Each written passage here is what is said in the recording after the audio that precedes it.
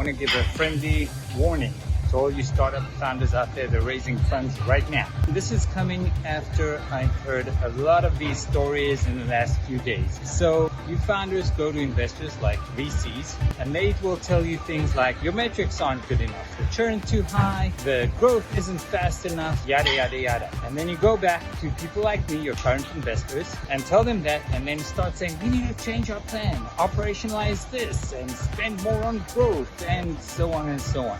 Which is fine, except for one thing. Those VCs and investors aren't going to invest in your company no matter what. It's got nothing to do with your company. It's got everything to do with the macroeconomic climate, which is not conducive enough for startup investing. It's got everything to do with their LPs want to bite their heads off because investments in 21 were abysmal and valuations have dropped like rockets out of the sky. So what do?